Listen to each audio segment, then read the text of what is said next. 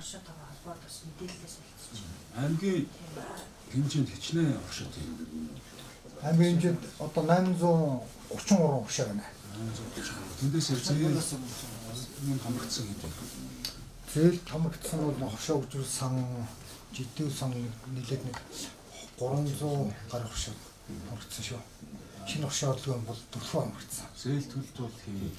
Ерөнхийдөө шинэ оршоо хөдөлгөөний хүрээнд бол зээл төлөлт бол нэг 98% гэсэн хэлсэн байна. Манай хөдөлгөөн амжаарсан Жишээ аймгийн өмчн, аймгийн өмчн. аймгийн төвч бол ерөнхийдөө Монгол банкнаас авсан ерөнхийдөө эрсдэлтэй зээл байхгүй гэсэн. Тэгэхээр чи наад шууд яг малчтын хэдэн хүн хамрагдсан байх юм шууд. Малчтын чинь манайх чинь Манайхаас одоо 50 сая төгрөгийн шинэ оршууд авалтайгаар 10 гаруй одоо оршоо дундаас задаг гэсэн. Оршооны нөгөө хөнгө Тэр нөгөө зээл маань яцсан шүү дээ шууд задлаа зулсан. Том оршуудыг задлсан. Жижиг оршуудыг. ер нь бол гэсэн. Тэгээ манай яг тэр үед бас нөгөө гişүүдийн үйл ажиллагаа чинь нөгөө 50 саятай холбоотой жоохон сулраад ирж байгаа. Тэгээд эргээд нэг жил болоод зээл төлөлт нөгөө хошууны гişүний өмнөөс одоо малчин төлж байгаа шүү дээ. Тэр зээлийг хошууноос үүдэлж явахаар бид нар нөгөө эдийн засгийн санхүүгийн дарамттай байна гэдэг бас эргээд хошоодоо бас илүү их хэмжээтэй болж байгаа. Тийм байна. Манай хошууны хувьд бол тийм байна. Тэгээд оролцоогоор нүглээ тэр одоо гişүүдийнхээ болон төрөлгчдийнхээ бол зөвлөмж авч одоо хөндлөнгийн бас зохион байгуулж байгаа шин зохион байгуулж байгаа ажлуудыг олж 25-аар бид нөгөө 500 том гэсэн аяыг аймгийн хэмжээнд өрнүүлээд одоо аймгийн 5 газар үүдийн төлөвшөлт хурал гэх бичлэгээр дэмжиж биднээсээс одоо тэр аймгийн тавинд бас тодорхой хэмжээний бис бодлого үүсгэж тэр аймгийн аваад ихээр одоо 500-ын шүүл одоо үзээ салаад одоо өөр нэг 500 хийж бүтээгдэхүүнүүдийг хийгээд хүмүүст одоо эрэг тавын яг сайн эрүүл мэндийн сайн төлөвлөж энэ аяыг бол 25 хийсэн байгаа. Ажлын явуулсан бас юм бас энэ аяыг бол нэлийн даваа талыг бол үзүүлэх байсан байх гэдэг нэг шүү. Яг үйлдвэрлэж байгаа юм да. Тулгамдж байгаа асуудал бол биднэрт одоо нөгөө тог цахилгааны асуудлаас болоод үйлдвэрлэж байгаа бүтээгдэхүүнүүд маань дандаа том сүүлийн үеийн тоног төхөөрөмжүүдээр явж байгаа тог цахилгааны асуудал бол маш өндөр гардаг.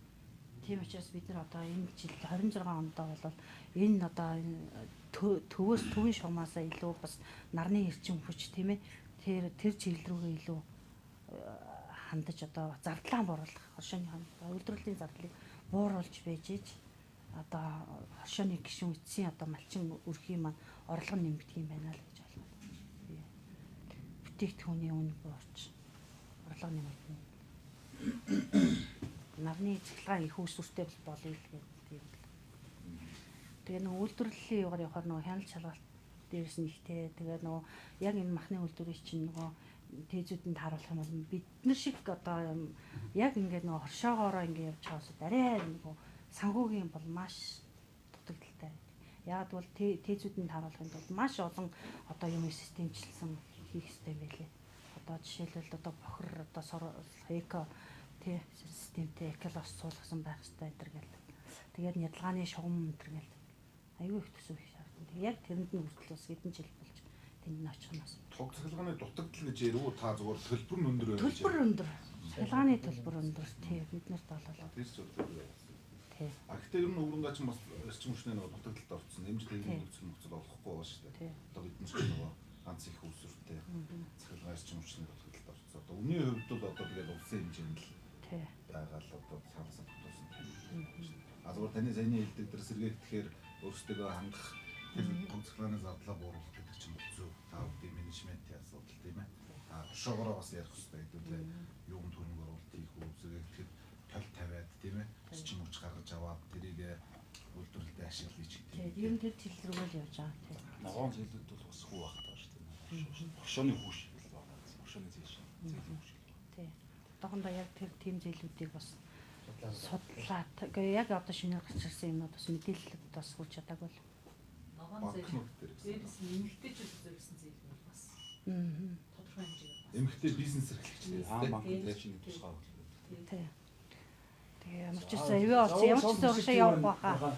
Тий. Хэн билээ таныг? Чулуун цэцэг. Чулуун цэцэг. Тий. Тэгшэд та За манай хавсан бол 13 4 жил болж байна. Шашаа авахад нэг мэдээлэл хийдэг. Чи одоо